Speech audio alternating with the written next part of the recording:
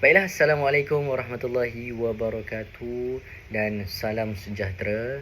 Hari ini kumpulan kami akan membentangkan tentang pelaksanaan pentaksiran bilik darjah iaitu PBD berdasarkan kapasiti pembelajaran bermakna lah, iaitu mata pelajaran sejarah sekolah rendah.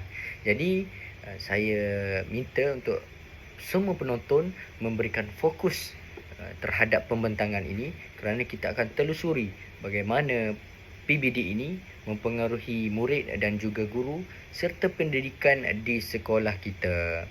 Ayuh sama-sama kita saksikan. Seterusnya, kumpulan kami terdiri daripada 3 ahli. Yang pertama, Husna, iaitu Husna Kamilah adalah antara ahli pertama kami. Yang kedua, saya sendiri iaitu Ni'amat Fitri selaku ahli kedua. Kemudian yang ketiga, Hasha Aliyah iaitu ahli yang ketiga. Baiklah, secara dasarnya ataupun secara keseluruhannya, pengenalan apa perbincangan kita pada hari ini iaitu pentaksiran bilik darjah ataupun pelaksanaan PBD ini merupakan salah satu pendekatan pentaksiran yang dilaksanakan secara berterusan dalam proses pengajaran dan pembelajaran, iaitu PBD, iaitu PDP. Bagi guru itu menilai perkembangan serta kemajuan dan juga tahap pencapaian murid secara menyeluruh. Jadi PBD ini menekankan aspek pentaksiran formatif lah, yang membolehkan guru untuk memperoleh maklumat secara langsung tentang tahap penguasaan murid terhadap sesuatu pembelajaran tersebut. Jadi dengan PBD inilah guru dapat mencungkil kemahiran ataupun potensi bakat-bakat murid yang baru, mana benda tu tidak dapat dilihat melalui pembelajaran mata pelajaran biasa. Jadi dengan pemerhatian guru yang berfokus ini, guru dapat mengeluarkan benda tersebut sehingga mampu membantu meningkatkan potensi seseorang murid. Kemudian pelaksanaan PBD ini juga bertujuan untuk mengurangkan kebergantungan terutama terhadap peperiksaan. Jadi seperti yang kita tahu, dahulunya ibu bapa dan juga pemikiran masyarakat ini adalah sangat-sangat tertumpu kepada peperiksaan semata-mata, di mana pencapaian akademik ataupun penilaian terhadap murid ini dinilai berdasarkan pencapaian akademik semata-mata, keputusan peperiksaan semata-mata. Walhal kita tidak boleh melihat itu adalah sebagai kayu ukur, kerana seseorang murid itu mempunyai kelebihan dan potensi masing-masing yang perlu digilap, perlu dicungkil, dan peranannya adalah guru perlu memainkan peranan. Jadi melalui PBD ini ia dapat dibuktikan, ia dapat menilai murid melalui pelbagai kaedah seperti kaedah pemerhatian, kaedah lisan, kaedah penulisan dan juga pelaksanaan projek. Sebagai contoh, kita ambil projek lawatan sejarah ke parlimen, ke muzium. Jadi dengan projek-projek ini, murid akan tertanya-tanya dan mereka juga menarik untuk mengetahui input pembelajaran yang mereka dapat itu melalui projek yang dilaksanakan. Hal ini menjadikan proses pentaksiran itu lebih autentik dan bermakna dalam pembelajaran seharian murid. Pada sejarah awal pentaksiran bilik darjah, jadi kita perlu telusuri bagaimana terhasilnya PBD ini, di mana dahulunya kita berorientasikan peperiksaan, tapi sekarang kita beralih kepada pentaksiran bilik darjah yang menilai murid itu secara menyeluruh. Ayuh sama-sama kita saksikan. Jadi PBD ini bermula daripada transformasi sistem pentaksiran pendidikan di Malaysia, mana kerajaan-kerajaan terdahulu ataupun pimpinan Kementerian Pendidikan Malaysia melihat ataupun melakukan kajian-kajian teliti untuk kita meningkatkan lagi sistem ataupun tahap pendidikan yang di negara kita Malaysia ini. Jadi berdasarkan hasil penilaian itu, tercetusnya transformasi sistem ini yang ingin beralih daripada peperiksaan, orientasi peperiksaan kepada pentaksiran. Mana kita tahu banyak negara-negara maju seperti Finland dan sebagainya telah menggunakan kaedah ini dan terbukti memberi hasil yang sangat-sangat positif terhadap perkembangan pendidikan di negara mereka. Jadi pada peringkat awalnya, sistem pentaksiran ini dikenali sebagai PBS lah. Di mana PBS ni, iaitu pentaksiran berasaskan sekolah ini, diperkenalkan sekitar tahun 2019 bagi menggantikan sistem peperiksaan yang terlalu berfokus kepada pencapaian akademik semata-mata. Dan seiring dengan transformasi ini berlaku penambahbaikan lah. Jadi melalui Pelan Pembangunan Pendidikan Malaysia iaitu PPPM dari 2013 hingga 2025, konsep pentaksiran ini diperkukuh lagi dengan memperkenalkan PBD. Jadi sekitar tahun 2016 tu kita dah tukar beralih dari PBS kepada PBD. Dan PBD ini memberi penekanan lah kepada pentaksiran secara berterusan dalam bilik darjah itu sendiri, sehingga kita memfokuskan perkembangan murid itu.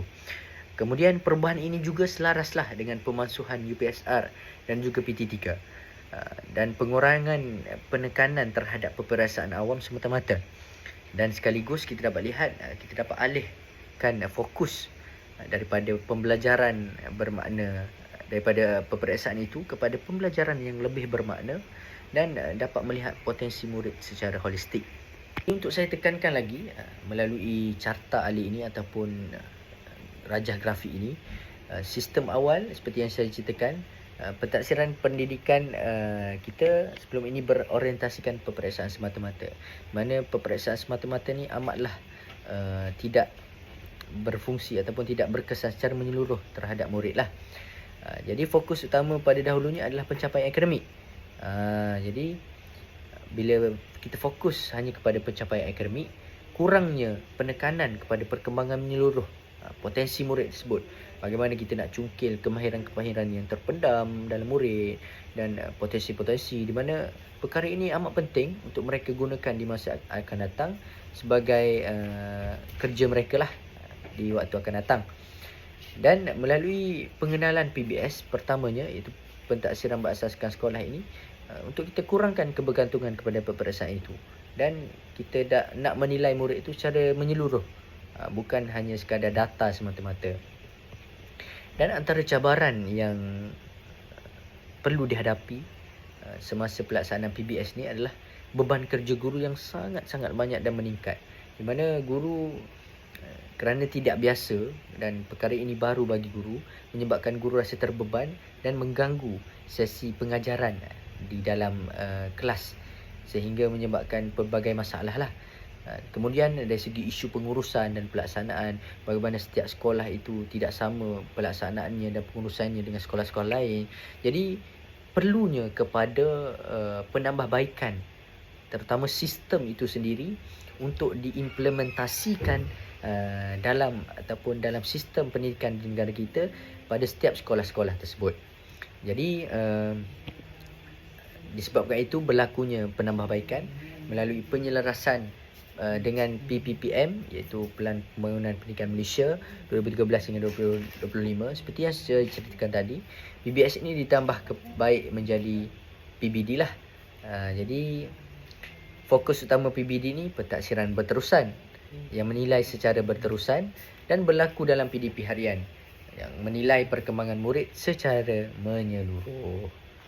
Dan hasil dari transformasi ini, kesannya sekarang kita lihat kepada pemansuhan sistem UPSR, iaitu ujian penilaian sekolah rendah, mana UPSR dulunya diagung-agungkan dapat menilai dan mengukur sejauh mana tahap pencapaian murid itu sendiri. Sama juga dengan peperiksaan awam yang lain. Tapi sekarang kita hanya kekalkan SPM, iaitu Sijil Pelajaran Malaysia, kerana ia penting untuk kemasukan ke Institut Pendidikan Tinggi dalam negara ataupun luar negara. Baiklah, kita pergi pada slide yang pertama, iaitu mengenai maklumat asas kapasiti pedagogi pembelajaran bermakna, iaitu KPPB. Jadi apa itu KPPB ni? Kapasiti pedagogi pembelajaran bermakna ini merupakan satu pendekatan pembelajaran lah yang diperkenalkan melalui program transformasi sekolah, iaitu TS25 oleh Kementerian Pendidikan Malaysia, serta dengan kerjasama lah IPC, iaitu Institut Pendidikan Guru. Jadi pendekatan ini bertujuan untuk nak memastikan dan meningkatkan kualiti pembelajaran murid ni dan memastikan wujudnya kemenjadian murid ni secara holistik. Jadi KPPB ini memberi penekanan kepada pembelajaran bermakna, iaitu proses pembelajaran yang membolehkan murid inilah dia faham isi kandungan pembelajaran, dia boleh kaitkan pembelajaran dengan kehidupan sebenar, serta dia boleh mengaplikasikan pengetahuan untuk nak selesaikan masalah. Jadi pembelajaran bermakna ini sangat membantulah murid ni untuk nak bina pengetahuan baru serta berdasarkan pengalaman yang sedia ada. Jadi selain itu juga, KPPB ini juga dia tekankan kepada peranan aktif murid dalam proses pembelajaran. Jadi dalam pendekatan ni, murid ni dia tak lagi menjadi murid yang hanya menerima maklumat secara pasif. Sebaliknya mereka ni dia terlibat secara aktif dalam aktiviti pembelajaran seperti perbincangan kumpulan, pembelajaran berasaskan projek, serta pembelajaran yang berasaskan inquiry dan aktiviti refleksi. Jadi KPPB ini juga selaras dengan pentaksiran, iaitu pentaksiran bilik darjah, iaitu PBD. Kerana pendekatan ini dia menilai pembelajaran murid ini secara berterusan. Guru ni bukan sahaja dia nilai hasil akhir murid tu, tapi dia juga turut menilailah proses pembelajaran seperti penglibatan murid, kemahiran komunikasi, serta kerjasama dan pemikiran kritikal murid tu. Jadi di samping itu juga, KPPB ini dia memberi fokuslah kepada pembangunan kemahiran abad ke-21 dalam kalangan murid ni. Contohnya seperti kemahiran berfikir kritikal, kemahiran berkomunikasi, adanya kemahiran berkolaborasi, serta adanya kreativiti dan inovasi. Jadi kemahiran ini sangat pentinglah bagi murid untuk nak bantu murid ini dia hadapi cabaran pada masa hadapan. Jadi dalam masa yang sama, dia boleh tingkatkan lagi lah kemenjadian murid itu secara menyeluruh. Selain itu juga, KPPB ini dia juga berasaskan kepada 3 elemen utama dalam pembelajaran bermakna, iaitu satu, kita ada penglibatan, iaitu engagement. Jadi penglibatan ini apa? Penglibatan ini bermaksud kepada murid ini dia terlibat secara aktif dalam proses pembelajaran. Jadi murid ini dia bukan sekadar dia dengar saja penerangan guru, tapi dia boleh melibatkan diri dalam aktiviti pembelajaran seperti adanya perbincangan, adanya pembentangan, serta adanya projek pembelajaran. Yang kedua, kita ada penambahbaikan, iaitu enhancement. Jadi apa itu penambahbaikan ni? Penambahbaikan ni dia merujuk kepada proses lah untuk nak tingkatkan lagi pemahaman murid ni melalui penggunaan pelbagai kaedah pembelajaran. Adanya contohnya seperti adanya penggunaan teknologi digital, lepas tu ada seterusnya ada bahan bantu mengajar dan bantu mengajar yang menarik, serta adanya aktiviti pembelajaran yang berbagai. Elemen yang terakhir itu perluasan, iaitu extension. Jadi perluasan ni apa? Perluasan ni pula dia merujuklah kepada keupayaan murid itu untuk nak aplikasikan pembelajaran dalam kehidupan sebenar. Jadi murid itu dapat dia hubungkan pembelajaran sejarah ni dengan nilai patriotisme, adanya nilai identiti negara, serta adanya mengenai kehidupan harian murid itu. Jadi melalui wujudnya elemen-elemen ini, KPPB dapat membantu nak wujudkan balik pembelajaran yang lebih bermakna lah, serta berkesan dalam bilik darjah.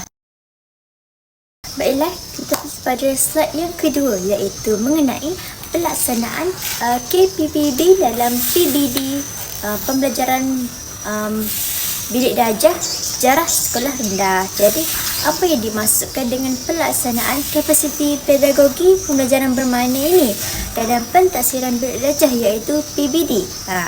Jadi pentaksiran pelaksanaan KPPB ini dia bertujuanlah untuk nak memastikan pembelajaran murid ini bukan sahaja dia tertumpu kepada hafalan fakta, tapi juga memberi peluang lah pada murid ini untuk nak memahami, menghayati dan mengaplikasikan pengetahuan sejarah ni dalam kehidupan seharian mereka. Jadi guru ni dia perlu melaksanakanlah pelbagai aktiviti pembelajaran yang melibatkan penglibatan aktif murid itu serta pentaksiran secara berterusan sepanjang proses pembelajaran tu. Jadi yang pertama adanya pembelajaran berasaskan tugasan, iaitu pembelajaran berasaskan tugasan autentik. Jadi benda ni pembelajaran ini dia memberi peluang lah kepada murid ini untuk nak menjalankan aktiviti yang berkaitan dengan situasi sebenar.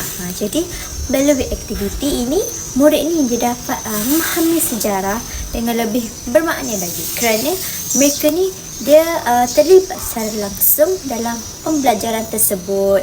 Jadi sebagai contohnya, murid ni dia boleh menghasilkan buku skrap tokoh-tokoh negara seperti tokoh kemerdekaan ataupun pemimpin. Jadi murid ni dia boleh mencari maklumat lah tentang latar belakang tokoh ni dan serta sumbangan mereka dan kepentingan tokoh-tokoh tersebut. Jadi benda ini akan bantulah murid ini untuk bergiat aktif dalam pembelajarannya dengan memberi idea dan pemahaman mereka melalui apa yang mereka faham dalam topik tersebut. Jadi seterusnya kita pergi kepada pembelajaran kolaboratif, iaitu yang melibatkan murid ini dia bekerja secara berkumpulan lah untuk nak menyelesaikan tugasan-tugasan yang diberikan. Jadi dalam aktiviti ini murid ini dia boleh berbincang lah bersama rakan-rakan mereka untuk nak melihat untuk nak mengumpulkan maklumat ataupun pelbagai peristiwa lah untuk nak bantu mereka untuk faham dengan lebih mendalam lagi. Contohnya semasa perbincangan kumpulan ni, murid ni dia boleh berkongsi idea lah ataupun bertukar pandangan untuk nak memastikan maklumat yang mereka dapat tu dapat dilakukan dengan idea yang bernas lah. Jadi apabila adanya sesi perbincangan ni, maka pembentangan mereka ni akan menjadi lebih bermakna lah, sebab mereka dapat memberikan penjelasan yang lebih terperinci di hadapan kelas mereka. Guru ini boleh menilai lah tahap kerjasama murid ni, contohnya dari segi komunikasi, penglibatan aktif mereka, dan dalam masa yang sama guru ni boleh lihatlah tahap kefahaman murid ni apabila mereka ni saling bekerjasama dan membuat perbincangan. Dan yang ketiga, kita ada penggunaan sumber sejarah, iaitu penggunaan sumber sejarah ni membantulah murid ini dalam memahami sejarah dengan lebih jelas dan menarik. Jadi guru ni dia boleh menggunakan pelbagai bahan lah, seperti adanya gambar tokoh bersejarah, serta adanya dokumen-dokumen sejarah, serta ataupun guru boleh menggunakan peta sejarah sebagai bahan pembelajaran. Dan yang keempat, kita ada pembelajaran inquiry yang memberi peluang kepada murid ini untuk mencari jawapan sendirilah melalui proses penerokaan. Jadi dalam aktiviti ini, murid ini dia digalakkan untuk bertanya soalan ataupun bertanya soalan mengenai topik-topik pembelajaran mereka lah. Jadi sebagai contoh, murid ini dia boleh bertanya lah mengapa sesuatu peristiwa itu berlaku, atau apakah kesan daripada peristiwa tersebut. Kemudian mereka ni boleh mencari maklumat tersebut melalui buku teks ataupun bahan-bahan secara maujud ataupun di internet.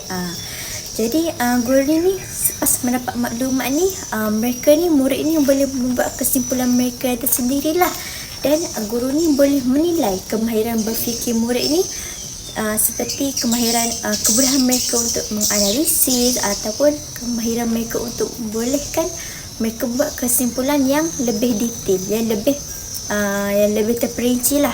Dan yang kelima, kita ada penggunaan teknologi digital, iaitu yang menjadikan pembelajaran sejarah ni lebih menarik lah dan interaktif.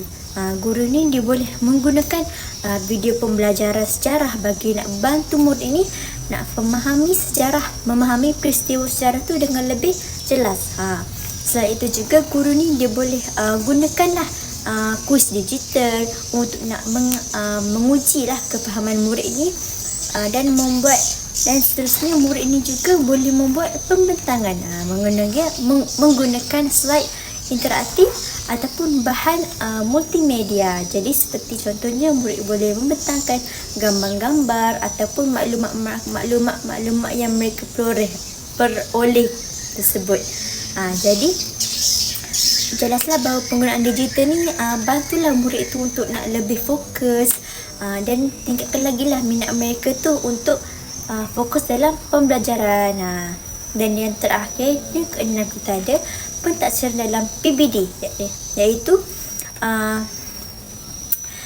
pentaksiran dalam PBD ni dia dijalankanlah secara berterusan, seperti sepanjang proses pembelajaran tu.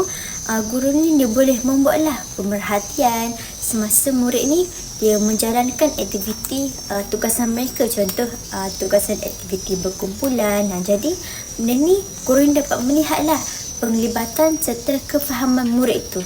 Jadi selain itu juga guru ni dia boleh menjalankanlah sesi soal jawab semasa pembelajaran tu. Dia sebab dengan adanya sesi soal jawab ni, guru tu boleh menilailah tahap kefahaman murid ni terhadap topik-topik yang mereka belajar tu. Jadi pembentangan murid juga ni jadikan sebagai satu bentuk pentaksiran yang dapat kita lihatlah pemahaman serta keyakinan murid itu semasa membentangkan maklumat-maklumat yang mereka cari tu. Jadi hasil kerja murid ni seperti contohnya macam buku scrap, peta minda. Benda ni akan bantulah guru ni untuk jadikan sebagai bukti pembelajaran murid ni. Jadi pentaksiran berterusan ni sangat membantulah guru untuk nak kenal pasti kekuatan serta kelemahan murid ni. Jadi itu saja untuk mengenai pelaksanaan KPPB ini dalam PBD. Jadi saya serahkan pembentangan seterusnya kepada rakan seperjuangan saya, iaitu Husna.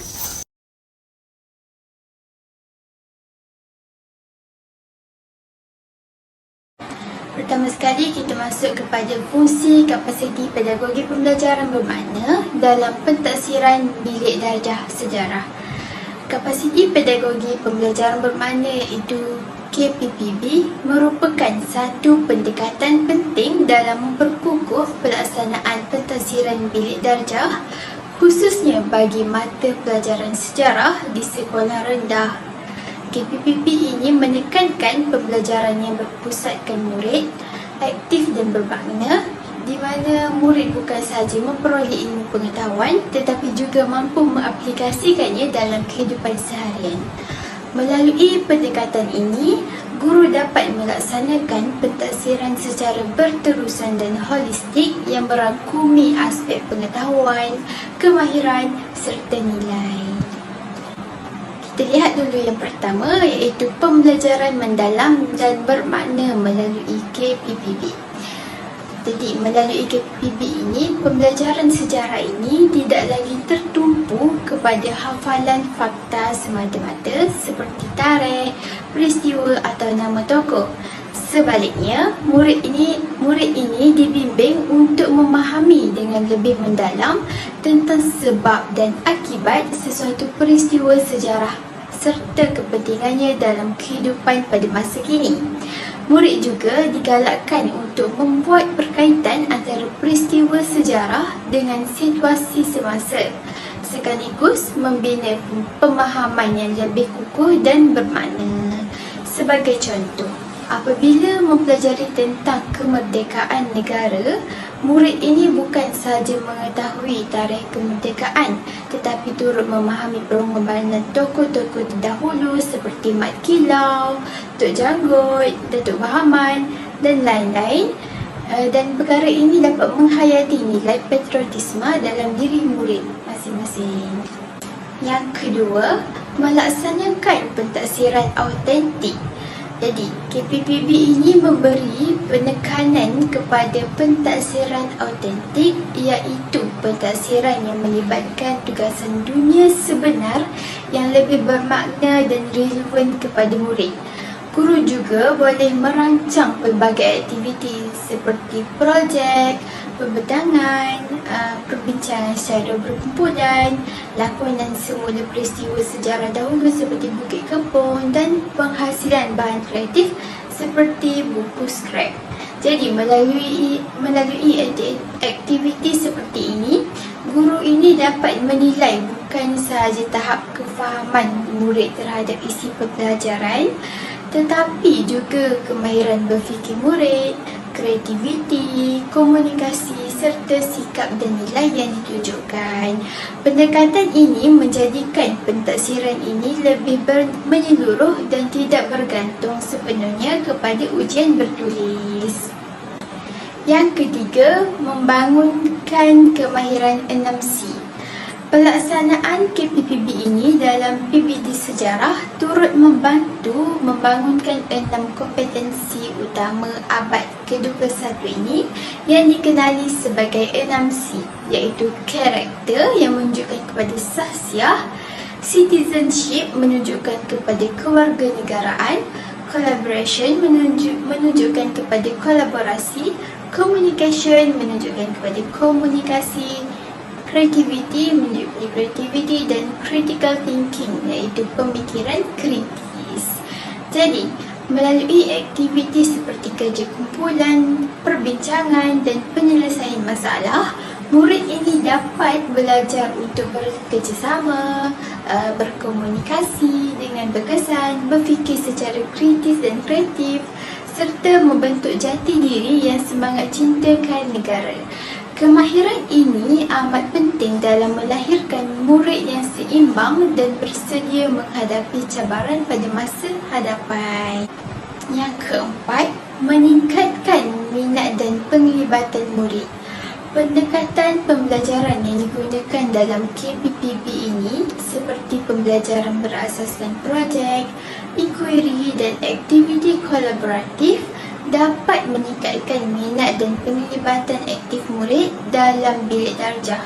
Murid tidak lagi hanya mendengar penerangan guru semata-mata, tetapi terlibat secara langsung dalam aktiviti pembelajaran.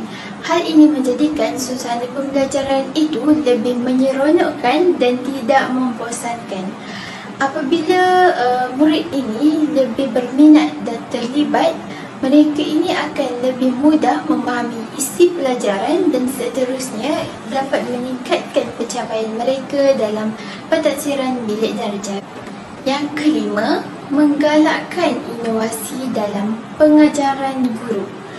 KPPB turut mendorong guru untuk lebih kreatif dan inovatif dalam merancang serta melaksanakan pengajaran tersebut. Guru ini digalakkan menggunakan pelbagai kaedah dan strategi pengajaran abad ke-21 ini seperti penggunaan teknologi, video pembelajaran, kuis interaktif serta bahan bantu mengajar yang menarik. Selain itu, guru juga dapat merancang aktiviti yang pelbagai dan sesuai dengan tahap kebolehan murid. Pendekatan ini bukan sahaja menjadikan pengajaran itu lebih berkesan, tetapi juga membantu untuk kita penuhi keperluan pembelajaran murid yang berbeza. Seperti yang kita tahu, setiap murid ini dia ada gaya pembelajaran yang berbeza, sama ada visual, auditori ataupun kinestetik. Secara keseluruhannya, kapasiti pedagogi pembelajaran bermakna ini memainkan peranan yang sangat penting dalam memperkukuhkan pelaksanaan pentaksiran bilik darjah.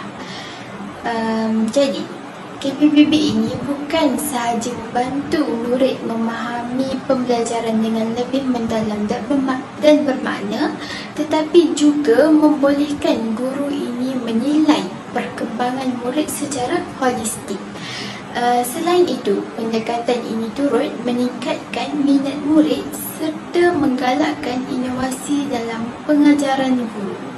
Oleh itu, pelaksanaan KPPB dalam PBD mampu menjadikan proses pengajaran dan pembelajaran ini lebih berkesan, menarik dan relevan dengan keperluan pendidikan pada masa kini. Sekian, terima kasih.